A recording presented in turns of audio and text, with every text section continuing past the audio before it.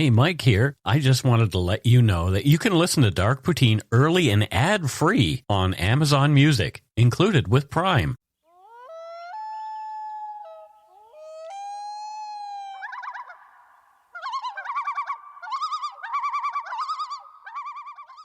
Welcome back to Dark Poutine. I am Mike Brown. And I am Matthew. Yes, you are. Matthew Stockton. How are you, Matthew Stockton? I am very good. My mother's visiting this week. Ginger is in town. Ginger's in town, and then I'm heading back to London, Ontario with her on Friday for a couple of days. That sounds nice. So I had a few days off, and we did lots of nice things, like the Sea to Sky gondola. Cool. The views, information, and opinions expressed during the Dark Poutine podcast are solely those of the producer and do not necessarily represent those of Curious Cast, its affiliate, Global News, nor their parent company, Chorus Entertainment. Dark Poutine is not for the faint of heart or squeamish. Listener discretion is strongly advised. We're not experts on the topics we present, nor are we journalists. We're two ordinary Canadians chatting about crime and the dark side of history. Let's get to it. Put on your toque, grab yourself a double and a Nanaimo bar. It's time to scarf down some Dark Poutine. You are responsible for obtaining and maintaining at your own cost all equipment needed to listen to Dark Poutine. Dark Poutine can be addictive. Side effects may include, but not be limited to, pausing and questioning the system, elevated heart rate, pondering humanity, odd looks from colleagues as you laugh out loud at work, family members not into true crime worrying about you. Positive side effects may include some perspectives and opinions that you disagree with, as well as some wokeness and empathy. If you don't think Dark Poutine is for you, consult your doctor immediately.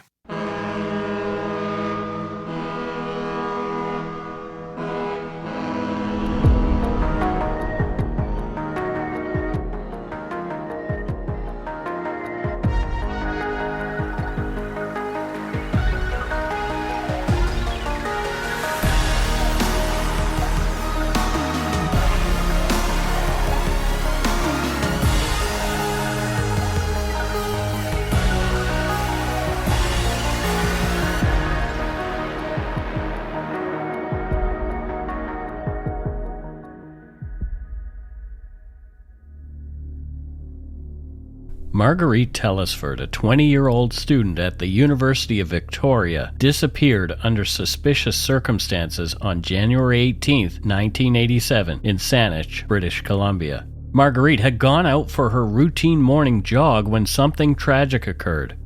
Her bloody earmuffs were discovered on Mount Douglas Cross Road, along with bloodstains, a discharged shotgun shell, and a pry bar, evidence suggesting foul play. Despite an investigation, Telesford's body was never located. 2 years later, in 1989, Scott Ian MacKay was eventually found guilty of second-degree murder in relation to Marguerite's death, though he maintained his innocence throughout the trial. MacKay had a prior history of violent assaults targeting vulnerable women. The prosecution's theory was that MacKay had encountered Marguerite during her morning run, struck her with his vehicle, and then shot her. MacKay has been serving a life sentence, and recently, after several denied parole applications, was granted day parole. This decision has been controversial and met with criticism from the community and victim rights advocates, citing concerns about the potential risk to public safety and the lack of remorse shown by MacKay. This is Dark Poutine episode 316, Morning Run Cut Short, The Murder of Marguerite Telesford.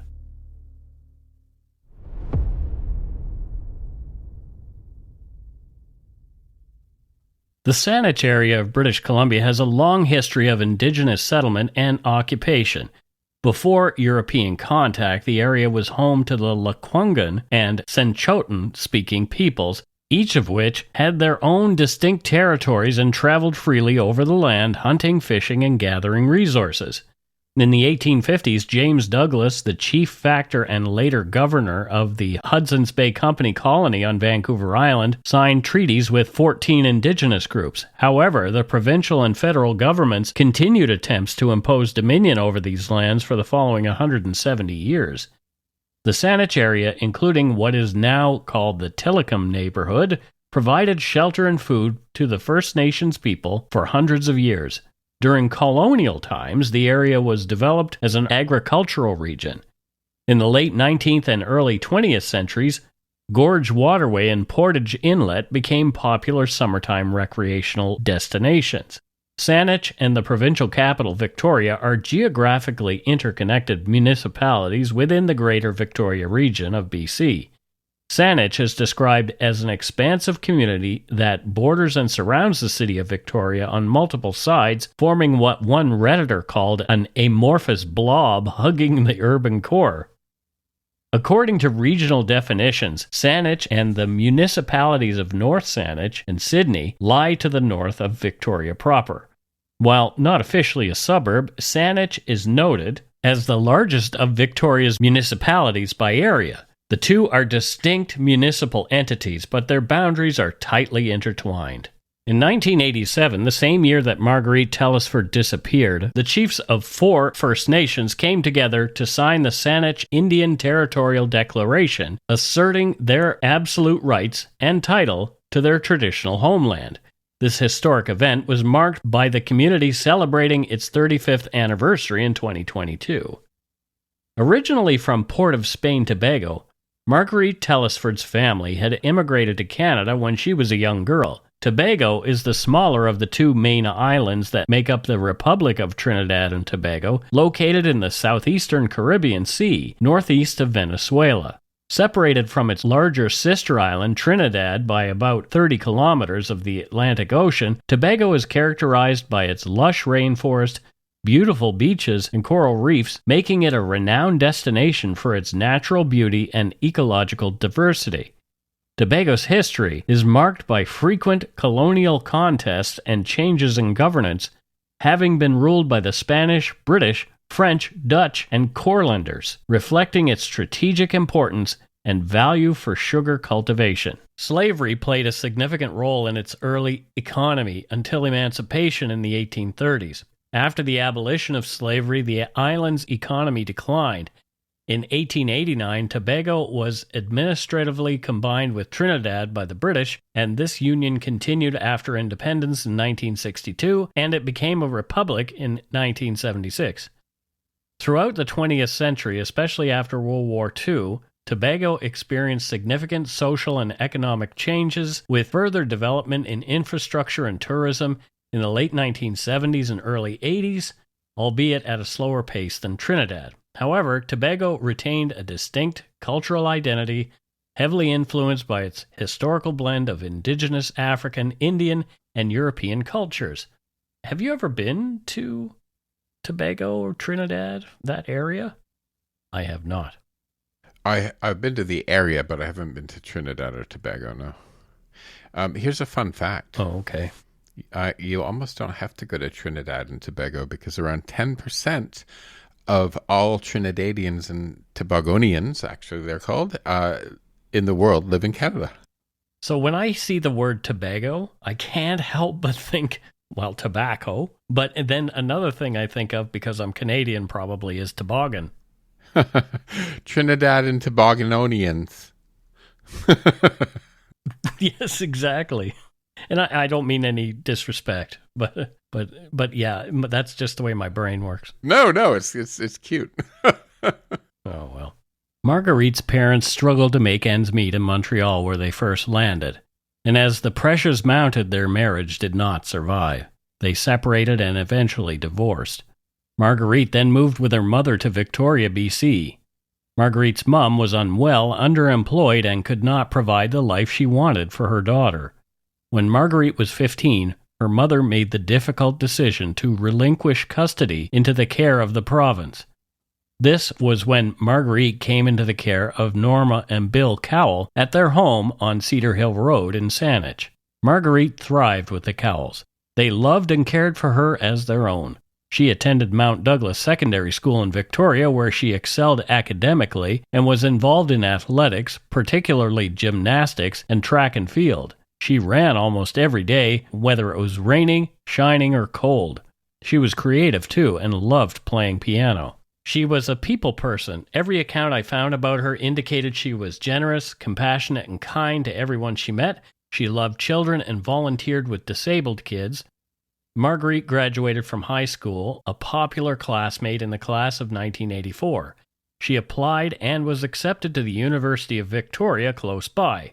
She aimed to become an elementary school teacher. To earn spending money, she worked at various part-time jobs, including a card shop, where her co-worker Lillian Harkis told the Vancouver Sun's Lisa Fitterman, quote, "You couldn't have met a nicer person. She had a flawless character," end quote. Flawless character is very high praise. And I'm looking at photos of her here, and I think she's absolutely gorgeous as well. So I'm just looking at this young woman thinking, all these people said, she's happy, she's smart, she's giving back, she's gorgeous. I look at the picture of her and I'm like, the world would have been her oyster. Absolutely. On January 18th, 1987, Marguerite Telesford left her Saanich home for her morning jog. Her foster mother heard her getting ready, and both of them heard her leave around 7:15 a.m. They had not seen her leave, so they were unaware of the clothing she'd been wearing when she left the house. Moments later, a newspaper delivery person spotted a tall, young black woman wearing earmuffs and possibly a toque jogging along Mount Douglas Cross Road. This was the last known sighting of Marguerite Telesford. She did not come home. Later, at around 8:45 a.m. in Mount Douglas Park, about a kilometer from Marguerite's home, two other joggers noticed bloodstains and a pair of broken earmuffs on that same road in the ditch. The police were called to the scene. They recovered the broken earmuffs, a spent shotgun shell, black hair which was later determined likely to have come from Marguerite, and a pry bar amidst the bloodstains which forensics confirmed were human blood. When Norma and Bill Cowell reported Marguerite missing around noon that day, it was easy for police to connect Marguerite with the evidence at the crime scene. She'd been wearing earmuffs just like those discovered. Police then launched a murder investigation, as the amount of blood discovered led them to believe whoever had been bleeding at the crime scene had not survived. Efforts were also made to obtain Marguerite's medical records from Trinidad to confirm the blood found matched hers. According to a January 20th, 1987 Province newspaper article by Salim Jiwa, Michael Telesford, Marguerite's distraught father, who had been separated from his wife since 1980 and had last seen his daughter 3 years prior, stated that Marguerite's foster mother told him that she had been murdered. "They said Marguerite was murdered," said the Montreal man, recounting that the foster mother on the phone sobbed as she told him police had found a lot of blood about a kilometer from their home. Telesford said that he was told Marguerite was a wonderful person and that he couldn't have been more proud of her. Staff Sergeant Carl Bolger described Marguerite as a good student who led a quiet life after moving to Victoria in 1980. He stated, quote, "She was very attractive and well liked by everyone who came in contact with her.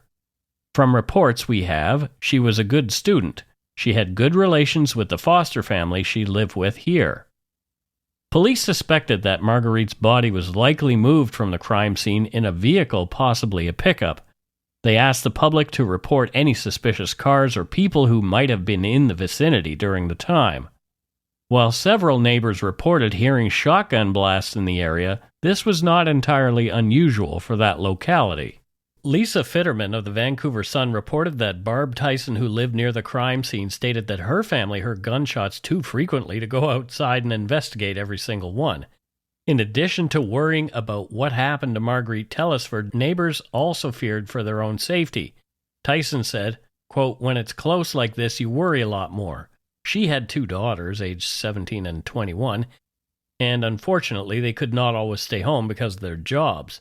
The disappearance of Marguerite Telesford and the potential for violence in the area caused a significant concern among local residents." Yeah, I mean, and just to be clear for some of the listeners, it's not like they're living in, and I'm not picking on this neighborhood, but it's known, a huge gun crime, West Garfield Park in Chicago. Even we know about that in Canada, right? Yeah. It's not a gun crime. We keep hearing guns. It's hunters or kids like I was, like shooting bottles off of fences and stuff like that. And which is also at the same time, even for a community like this, for something like this to happen, just to show that, oh yeah, we hear gunshots, hunters, just for something like this to happen, that in that sort of more rural community would have been shocking as well, right? Yeah.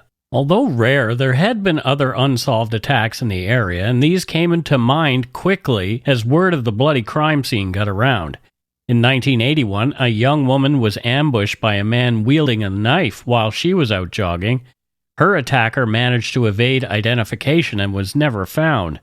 On July 28, 1982, in the Golden Head suburb of Victoria, Barbara Coster, a 15-year-old high school student, was struck in the back of the head by a bullet while simply walking along a street close to her home. She was accompanied by a 14-year-old friend visiting from Saskatchewan, who fortunately remained unharmed. Despite being rushed to the hospital, Barbara Coster ultimately succumbed to the gunshot wound later that day. In March 1983, a Victoria jury acquitted 27-year-old Stephen Victor Hodgson of murdering Barbara Coster after an 11-hour deliberation. Though one of Hodgson's former cellmates testified that Hodgson confessed to the crime, and witnesses claimed to have seen him following young girls in the area around the time of the shooting, Hodgson's lawyer, David Vickers, asserted the cellmate lied and highlighted inconsistencies in the prosecution's case. After the not guilty verdict, an emotional Hodgson embraced his family members present in the courtroom. Barbara Coster's murder remains unsolved. About 350 volunteers conducted a massive but unsuccessful shoulder-to-shoulder search for Marguerite Telesford on January 21, 1987. Friends of Marguerite, like Laura Mallet and Paige Robinson, who lived in the same neighborhood, expressed shock and a desire to know what happened to her. A group of Marguerite's friends spent 3 hours scouring a densely wooded area of Mount Douglas Park near where the bloody evidence was found. However, at noon, the search coordinated by Saanich Emergency Program was called off despite around 200 additional volunteers assisting. The coordinator, Lance Olmsted, stated they were, quote, very disappointed at not finding anything but had exhausted all efforts. At Marguerite's home, her distraught foster mother, Norma Cowell, anxiously awaited news with family friends. Norma had previously worried about Marguerite jogging alone in the dark against her wishes. Rewards totaling $9,500 had been offered to help solve the case. 2 days later, rewards for information about the mysterious disappearance and suspected murder of the 20-year-old UVic student had surpassed $11,000, according to Saanich police. Over 1,000 residents had been interviewed as part of the investigation, which was inundated with tips about suspicious persons, vehicles, and harassment of joggers in the neighborhood. While the January 21st search for Marguerite failed to turn up any evidence in Mount Douglas Park, police continued scouring secluded areas of Saanich with dogs with the hopes of locating Marguerite's body. A team of 15 detectives and officers were working around the clock following up on tips. Donation funds were established at West Coast Savings in UVic to raise more reward money, with Saanich Council contributing $5,000. Police continued appealing to the public for even the smallest piece of information which would aid the investigation. Friends of Marguerite Telesford held a Hope Mass at the Holy Cross Catholic Church at 4053 Gordon Head Road on the morning of January 23rd. After more than 2,500 interviews, the case had grown cold. However, a pivotal break came on February 27th when both Saanich and Oak Bay police received a tip from a Crime Stoppers call taker that a jail guard had learned that Scott Ian MacKay, a 24-year-old roofer and inmate at the provincial jail on Wilkinson Road, had told other inmates he was involved in Marguerite Telesford's disappearance and murder, and that he was trying to get rid of his truck which he had used in the crime. The Oak Bay police had previously searched the truck regarding another of MacKay's crimes, and they'd found nothing and released it. The truck, essentially owned by MacKay, although officially registered under his common-law wife Darlene Metz's name for insurance purposes, was found near the site of a sexual assault alleged to have occurred on February 18th. The truck was seized by authorities and taken to Oak Bay Police Compound. On February 19th, 2 officers from the Saanich Police Department inspected the vehicle at the compound. Despite lacking enough evidence to obtain a legal search warrant regarding Marguerite Telesford's case, Sergeant Harold McNeil and 2 senior Saanich police officers decided to seize MacKay's truck for further investigation, hoping any evidence found would still be admissible in court. The The truck was towed again from Darlene Metz's house and impounded at the Oak Bay Police compound.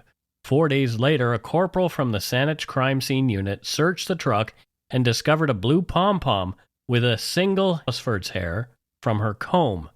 While the connection was uncertain at the time, Telesford's foster father recognized the pom-pom as potentially being from a missing hat at their home, though he admitted not seeing it in over a year. No, this would be such a difficult position for the police and for the law.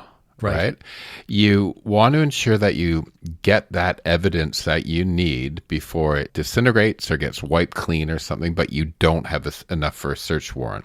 Mm-hmm. So you take that chance, right? Right. And that chance is a very dangerous chance to take because it can be thrown out of court later on. And at the same time, like, we don't, I think having a proper course to get a search warrant is very important for society.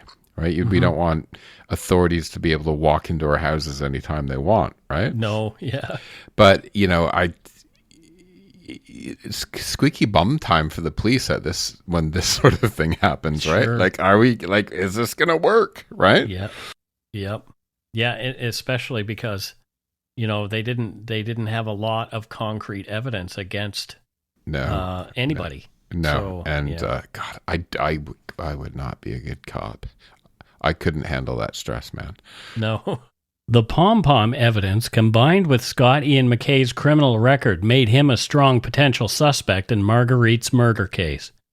Authorities had him in custody because on February 18th, police had caught him in the act of assaulting another young black woman. On the day Marguerite disappeared in January 1987, MacKay had been out on $2,500 bail after being charged with sexually assaulting a different woman back in November 1986.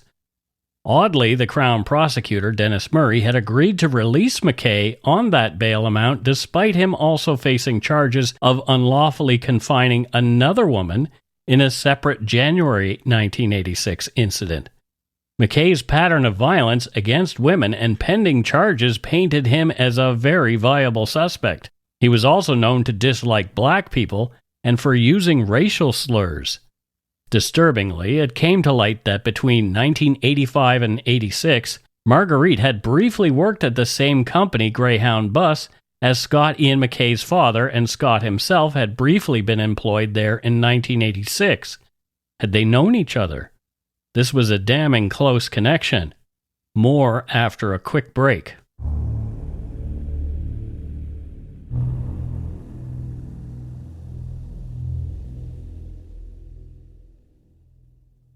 And we are back. Matthew, thoughts so far? Yeah, the biggest thing, well, obviously this is horrible, but this one line you said was dislike of black people and use of racial slurs. There was an actual quote with a different word. Yeah. As soon as I opened the script and saw a picture of her, I was like, I don't want this to be a hate crime, and I hope racism isn't involved. And racism is it's so base. It's so base. Yeah. It is so, I don't get it. I don't get it. And I get fear of other cultures and not understanding it, and then, coming to. But he's a grown ass man, right? Sure. Yeah. And that it just really, I don't know, it really bothers me.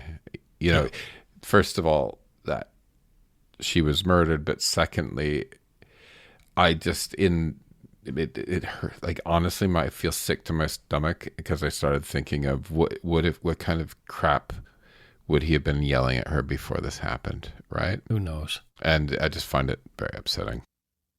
Inmate Michael Walsh claimed that Scott Ian MacKay had told him that he'd killed Marguerite Telesford. Two other inmates, Perry Manzuk and Danny Kane, also came forward, claiming Scott MacKay had confessed to them that he'd murdered Marguerite. The inmates claim that MacKay was making threats about doing the same to them, that he had left evidence on Marguerite's body, and where he'd placed her remains, she would have been devoured by crabs. Expensive searches, even one involving a psychic with a dowsing rod, failed to uncover Marguerite's body. Regardless, in April 1988, 16 months after her disappearance and with no further physical evidence available, the authorities felt prepared to proceed with charges and a trial. MacKay, who was now serving a 12-year sentence at Kent Maximum Security Penitentiary for a previous assault, was informed on April 20th that he was being accused of Marguerite Telesford's murder. Throughout the lengthy journey to Victoria, which included a 5-hour drive and a ferry ride, MacKay was interrogated by police. However, he claimed not to know about Telesford's disappearance. MacKay's first-degree murder trial began on January 18, 1989, exactly 2 years after Margaret Telesford disappeared. The Crown alleged that MacKay, now 26, made verbal sexual advances to Marguerite from his truck while she was jogging. She rebuffed him, they claimed, leading him to run her down with his truck, hit her with a pry bar found at the scene, and shoot her, and then dispose of her body. An expert in hair evidence testified that the hair found on the pom-pom belonged to a black person and had been similar to those found on Marguerite Telesford's hairbrush. Michael Walsh, a regular bridge partner of MacKay in jail, testified. Walsh stated that while in custody awaiting trial, MacKay had remarked that committing murder was probably easier than shoplifting. This comment allegedly came after a news report about the discovery of a body. Walsh recalled telling MacKay, quote, "I guess they've got you now," to which MacKay replied, "There's no way they could find that body. If I did it, they wouldn't find the body." MacKay then got a weird look on his face and added, "Murder is probably the easiest crime to commit. It's easier than shoplifting." End quote. Spoken like a real winner. Wiener. You and I were talking just before the show, and when I was talking about we need a little bit less carrot, more stick sometimes, Sure. especially when it comes to paroles. Mm-hmm. And that's sort of actually quite chilling. Like, as a society, like a lot of us are kind of going, what are you doing letting people go? And that line, murder is easier than shoplifting, could be like Canada's national slogan right now. Oh dear. During the bridge game, Walsh pressed MacKay about his involvement in Marguerite's murder. He testified, "I asked, did you kill this person? Because if you did, I'm not playing cards with you anymore." MacKay responded, "I'm not saying I'm guilty. I'm not saying I'm not. I'm just saying I got it beat 6 ways to Sunday." Walsh also testified that MacKay had offered him a $5,000 bribe to give perjured testimony aimed at discrediting other inmate witnesses for the Crown. Another inmate, Perry Manzuk, admitted that he and Danny Kane had tried to get MacKay to reveal where Telesford's body was, thinking it would give them bargaining power. Manzuk stated that MacKay told them authorities would likely arrange their release if they found the body's location. Manzuk said MacKay also bragged and laughed that police spent $100,000 to drain a pond looking for Marguerite. It isn't often that inmates tattle on one another. The inmate code within prison strictly prohibits inmates from acting as informants or rats, as it is seen as betraying fellow prisoners. Being labeled a rat can lead to social isolation, threats, and even violence. However, there are circumstances where breaking this code may be justified or necessary. For example, inmates might report issues to authorities if personal or family safety is at risk, or to protect against systemic abuse within the prison system. Moral convictions might compel an inmate to report severe offenses like sexual assault or murder. In this case, it was the fact the murder victim was a young woman. Yeah, and it's a lot of people are in jail for different things. Mm-hmm. And just because they're in jail doesn't mean they have the same complete lack of moral compass.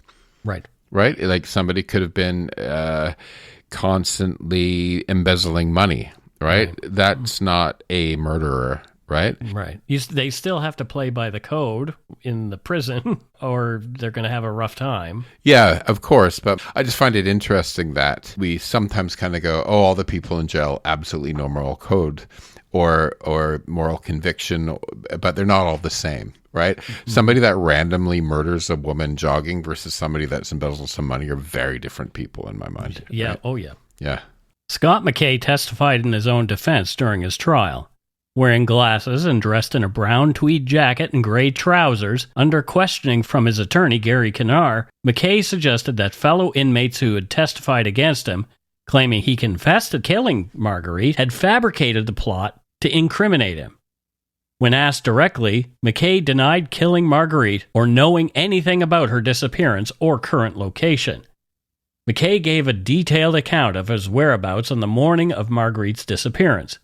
He insisted that he and his then-partner, Darlene Metz, were at his parents' house the previous evening and returned home around 12:30 a.m., where they stayed until 9 a.m. He denied leaving his home at night or in the early morning hours when Marguerite disappeared.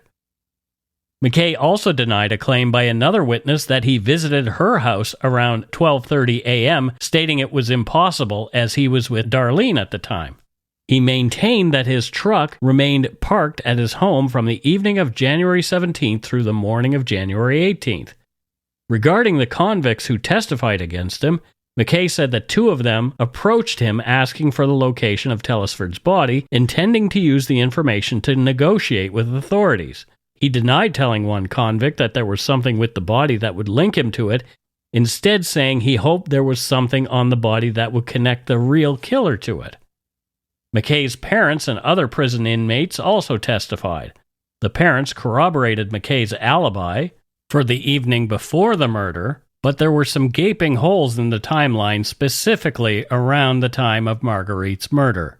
And the inmates testified that the convicts who testified for the prosecution had fabricated their evidence. One, Danny Kane, hated MacKay as he was alleged to have sexually assaulted one of Kane's friends. In his closing, the Crown prosecutor said, "But what I submit did go on in addition to everything else, that is, in addition to whatever the pry bar was used for, in addition to the broken earmuffs and how that happened. What went on, there was an execution. That is, an execution that was accomplished after having initially run her down. If he ran her down and killed her, I would be here talking second-degree murder. But in my submission, he ran her down, got out of his truck, he has got his gun and pry bar in hand, and he has got them in hand for a reason. The reason is in his mind. He said, 'This is going to be an execution.'" End quote. The Crown's theory was compelling and incriminating despite lacking significant concrete evidence. After deliberating for 15 hours, the jury convicted Scott Ian MacKay of first-degree murder. He received a life sentence without the possibility of parole for 25 years. On appeal in 1992, it was found that one of the fundamental problems for the Crown in the case was that there was no evidence that Scott MacKay had access to a gun. MacKay's defense team contended that since there was no evidence proving he had access to a gun, one could not conclude beyond a reasonable doubt that he shot Marguerite Telesford. Before even considering whether the shooting was planned and deliberate, the fundamental question became whether the jury could responsibly infer from the available evidence that MacKay was the person who shot and killed Telesford, if she'd been shot at all. An empty shotgun shell was discovered along with the bloodstains and earmuffs, and neighbors reported hearing 2 or 3 gunshots around the time of Marguerite's disappearance, and there were also reports of Scott MacKay's truck in the area at the time. Although the empty shotgun shell was found near the bloodstains, no pellets or wadding were recovered. An expert testified that at close range, less than 10 feet, the wadding would likely have followed the shot into the target. Scott MacKay did not own a shotgun that anyone knew, but he had taken a course in 1986 where he learned how to handle one. After Marguerite Telesford went missing, a witness claimed to have seen a couple of spent shotgun shells in a kitchen drawer at Scott MacKay's home. However, police did not recover these, so it's unknown if they matched the shell found at the Mount Douglas Cross Road. MacKay's father did own a shotgun, but it was confirmed not to be the gun that the spent cartridge had been fired from. So if there was a gun involved, it was a different one entirely, and no one knew where that one was. The prosecution's inability to tie Scott MacKay directly to the expended shell or any shotgun created immense difficulties in building their case against him. Another issue was the pry bar. MacKay also denied owning a tool like that one found at the crime scene, but it was a standard tool used by roofers, which, as we mentioned, was how he earned his money. There was no blood on the pry bar or fingerprints tying the tool to anyone. With these considerations, MacKay's defense team successfully argued the case from first-degree to second-degree murder.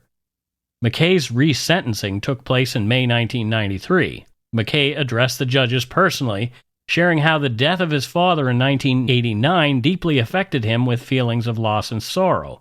He expressed empathy for the parents of Marguerite Telesford, saying, quote, "I use those feelings and reflect them toward the parents of Marguerite, and I understand how they must feel." MacKay maintained his innocence, stating, "If I could do anything to help them, I would. I simply did not do the crime. My dad taught me to believe our justice system is the best in the world, and I try to believe that.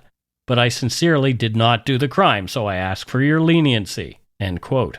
Richard Peck, the Crown prosecutor, asked for 20 years before parole eligibility, reminding the court of the violent man they were dealing with. He outlined Marguerite's background, saying it was essential to know the victim. Peck then focused on Scott MacKay's character and criminal record against women. This included 4 attacks on women in 1 year, the murder of Marguerite Telesford, a savage and degrading sexual assault on another woman, sexually assaulting a prostitute with objects 2 months before Marguerite's murder, and confining another prostitute who jumped from his moving car to escape. 1 month after Telesford's murder, MacKay assaulted another woman on an Oak Bay beach and was in custody since. His defense lawyer, Mel Hunt, said MacKay completed a voluntary treatment program for sex offenders in prison and had been a heavy user of cocaine and alcohol during that year, suggesting a minimum of 10 years before parole eligibility. However, MacKay stated drugs and alcohol were no excuse. While denying killing Telesford, he acknowledged his other criminal convictions and offered to help her parents, quote, "get to the bottom of this." You don't have the right to even suggest that you can help anyone get to the bottom of anything.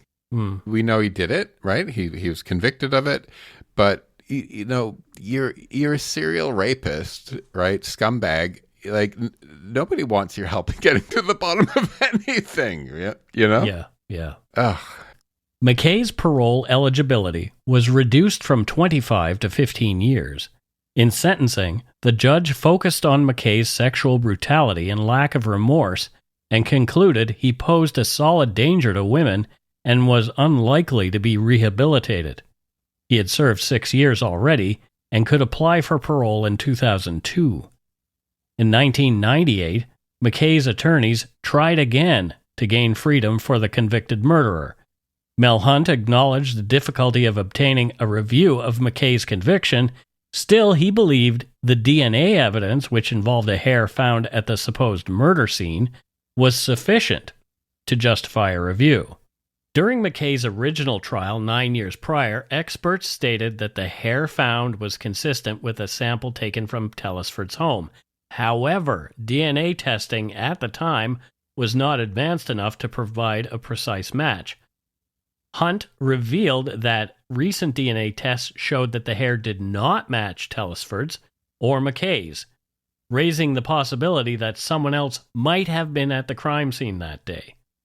The hair was not the only evidence against MacKay, thank goodness. There was also testimony from the prison informants who claimed that MacKay had discussed the killing with them.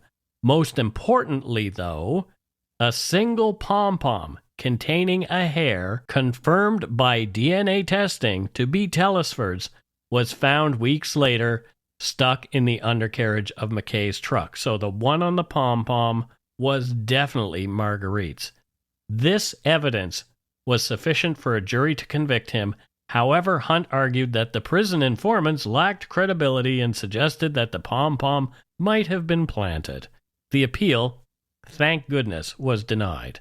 Nobody planted the pom-pom. Like that's a smoking gun right there. If the pom-pom don't fit, you must have quit, Matthew. Oh, and it was just... It's like the planted glove at OJ's place. It was under the undercarriage. He ran her down. I don't know why this one's affecting me so much more than others. It's not an easy one. It's not an easy one at all. Well, none of them really are. Like, when we're talking about murder, none of them are easy. Almost every time we do this, I go, this is the hardest one I've ever done. Like, almost every time, right? Well, I'm planning some even harder ones, Oh, stop Matthew, it. So. That's the smoking gun.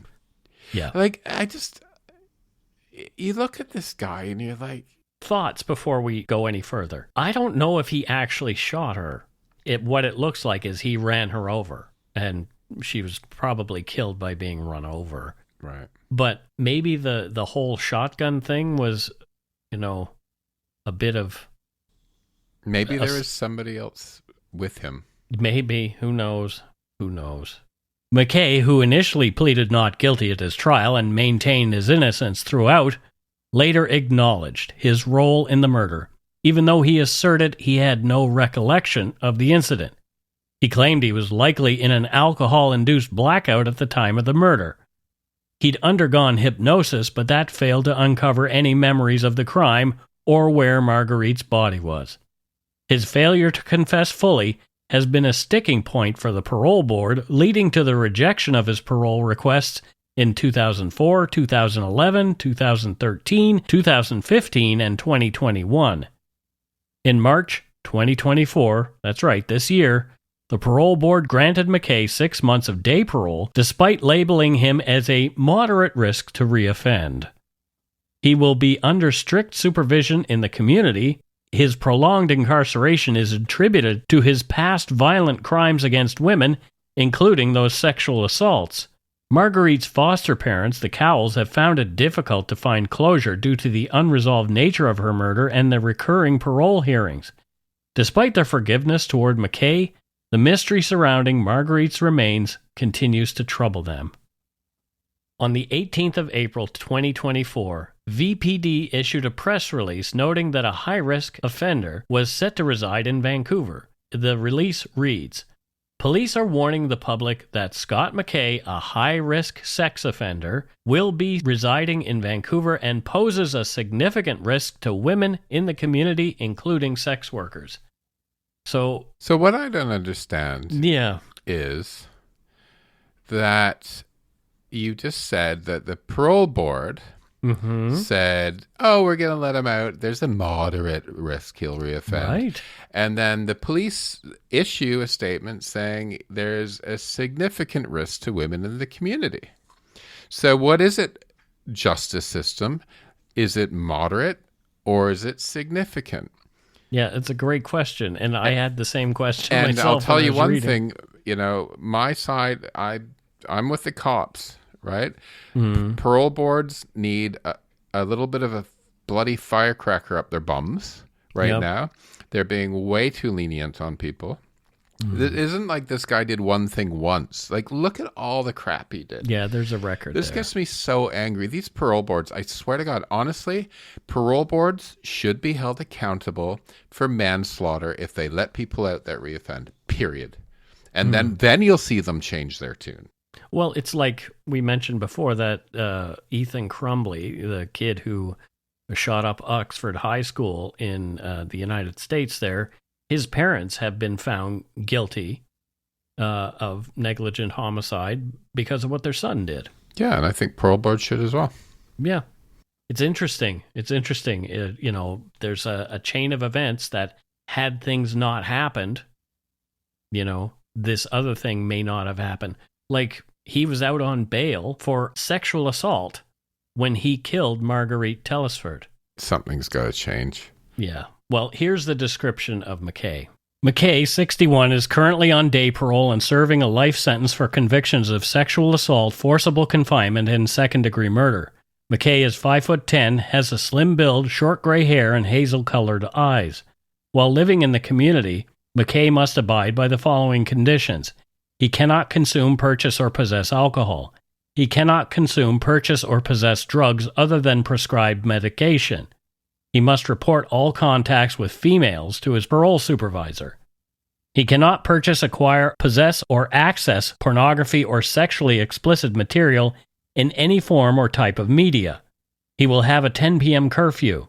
He cannot own or operate a vehicle except in emergency situations where his parole supervisor approves, and he cannot be in the presence of sex workers. Anyone who witnesses Scott Ian MacKay violating these conditions is asked to call 911, and then they posted a picture of Scott Ian MacKay. Our show notes include a link to the release. According to Global News, victims' rights advocate Dave Teixeira called the decision to release MacKay baffling. Quote, He has not demonstrated remorse or cooperation in the long term to bring closure to this family, and it seems that in many cases, parole boards and review boards lean towards letting someone out after a certain amount of time because they've earned it, and it proves their systems are working, Teixeira said. It seems to be another instance that a parole board is disregarding the safety of Canadians, end quote. And that's it for Dark Poutine episode 316, Morning Run Cut Short, The Murder of Marguerite Telesford.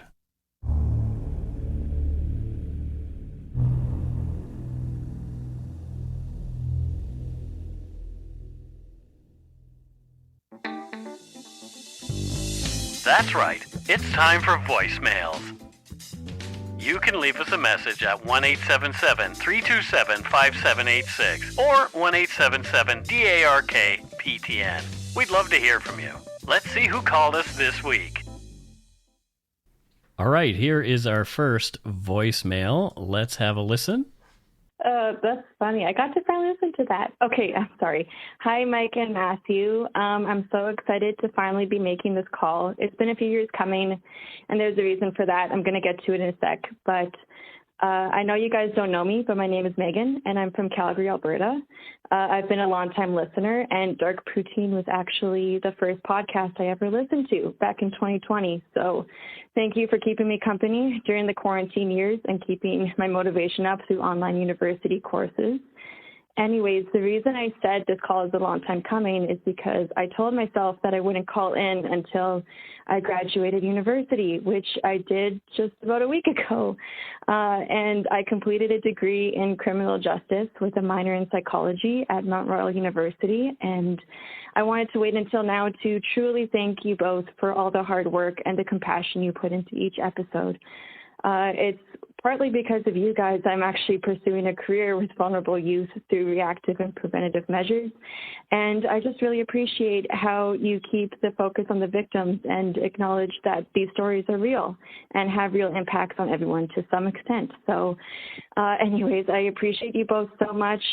Sorry if this is a bit of a longer voicemail, but I've been waiting 4 years to say it, and I am not ashamed. Go take a shit in your hat. Thanks. Bye. Oh, that's awesome. That is so good. Congratulations. Congratulations. Congratulations. Yes. That's you have amazing. matriculated. I love that she stuck to her guns and didn't call us until after she finished. Yeah, it's like you set a goal for yourself, and that's we're the reward after that. Apparently, that's fantastic. Well, I wonder if we can get honorary degrees. Duh. I don't know what I would ever get an honorary degree in criminology. I don't know. No. I don't deign to even begin to. You have an honorary degree in awesomeness, Mike. Oh, well, yeah. I'll go with that. That'll be fine. Well, thank you for calling. That's great. I love that. That was a great voicemail. It wasn't too long at all either. She lives in Calgary, and she went to university and did two great things: a great major and a great minor. But maybe she did a job, Matthew, to help her to get through school. What might that have been, do you think? DJ at Badlands during the Calgary Stampede. They have an EDM tent as well. So there's a lot of this.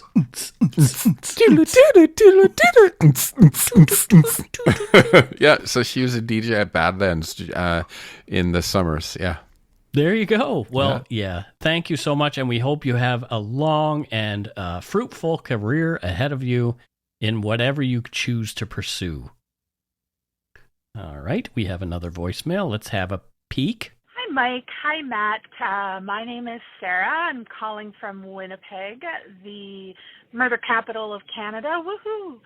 I'm a long-time listener, first-time caller, and I just got finished listening to the last episode that you had on Barbara Stoppel, and I wanted to let you guys know, I don't know if you guys have found the articles yet, but the Crown prosecutor is now being investigated. George Dangerfield, 5 of his cases are were turned over and they were wrongfully convicted. So that includes Thomas Sofano, the James Driscoll, my cousin Kyle Unger, and currently they just did one for 2 Indigenous men in Winnipeg who he was the prosecutor, and they were wrongfully convicted. They were just released. Anyways, there was 5. I can't remember the 5th. I think it was Ostrowski. But there's now 5 of his cases that have been turned over, and the people have been released, and he's now being investigated. So again, that guy's name was George Dangerfield. George Dangerfield. Anyways, I just wanted to let you guys know. Hopefully, maybe you guys can look into that. And thanks for doing what you do, and go take a shit in your hat. Bye. Bye. I'd heard about that, and I debated whether or not to add it because it would have caused a lot of discussion, I think, and I didn't want to go down that road. I'm more interested in let's see what happens to this guy, and then we will deal with him, because I'm really curious about how that's going to happen. I'm aware of Kyle Unger's case too. Interesting that he's your cousin. That's a really fascinating case.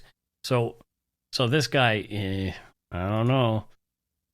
I don't really want to diss a lawyer today, but I guess we'll see if he's George Dangerfield or Rodney Dangerfield and how he did it. Right, exactly. Yeah. Thanks for calling in. Yeah, we really appreciate it. And last one. Hi guys. I've called before, but I haven't even heard it played. And now I'm wondering if maybe it didn't go through, or if I was one of the people that maybe was mean. I hope not. Oh, no. My name is Nisa. I live in Burnaby. And I've been listening to your show for a few years now, and I quite enjoy it. And I just wanted to say hi and to you guys and to Steve. Apologies for the echoes. I'm at work, at one of my jobs. Okay, that's really it. Oh, and I've recommended you to a bunch of my friends, and I've also recommended you to my friends to your other podcast, Supernatural Circumstances, which is also really awesome. Ogopogo. I grew up in the Okanagan, so that one was special to my heart. So thank you very much. And you guys have a great day. Okay, thanks, bye. Well, thank you. I don't remember hearing your voice before, so I don't know if we actually got your voicemail. Yeah, we definitely did not intentionally miss your voicemail. No, definitely not. Thank you so much. I love it when people say hi to Stevie as well. Mm-hmm. Yeah. Steve is fantastic. So she said that there's echoes at her job. What do you think maybe that she does there, Matthew, if there's echoes? Does she work in a cave? No. It's a hangar, airport hangar. Oh, is it like a hangar where there's like secret sort of things happening, like Area 51, the place we approached? And no, it's a bit simpler than that. It's where the secret the CSIS airplanes go. So okay, our own secret service type people. So the ones around that are listening to us right now. Yes. Yes. So she works in that airport hangar, making sure that everyone keeps secretive. Well, there you go. Sorry to blow your cover. Well, nobody knows where it is. She said Burnaby, but nobody knows exactly. Burnaby. So. I can see Burnaby from my window. That's it for this week's voicemails. Again, you can leave us one at 1-877-327-5786 or 1-877-DARK-PTN. We'd love to hear from you, even if it is just to say hi and to tell us to go shit in our hats. If you're stumped for what to chat with us about, a quick story is welcome. We don't have any patrons or donut money donors this week, but we love you anyway, so keep coming back and hanging out and listening and doing what you do. Thanks to all our patrons and Donut Money donors past and present for your generosity. It helps to keep the show going. You can become a patron of Dark Poutine at patreon.com/darkpoutine. For a one-time donation, you can send us donut money via PayPal using our email address, darkpoutinepodcast@gmail.com. If you don't already subscribe to the show, it would mean a lot if you did. You can easily find Dark Poutine on Apple Podcasts, Spotify, or wherever you listen to your favorite shows. If you haven't gotten yours yet, my book, Murder, Madness, and Mayhem, is available to order via a link on the Dark Poutine website. And speaking of darkpoutine.com, please check it out for show notes and other cool stuff. We'd appreciate it if you took the time to give Dark Poutine a like or a follow on Facebook and Instagram. Most importantly, thank you for listening, and tell your friends about us. Word of mouth is a powerful thing. And that's it for this episode of Dark Poutine. So until next time, don't forget to be a good egg and not a bad apple. Goodbye, y'all. Goodbye.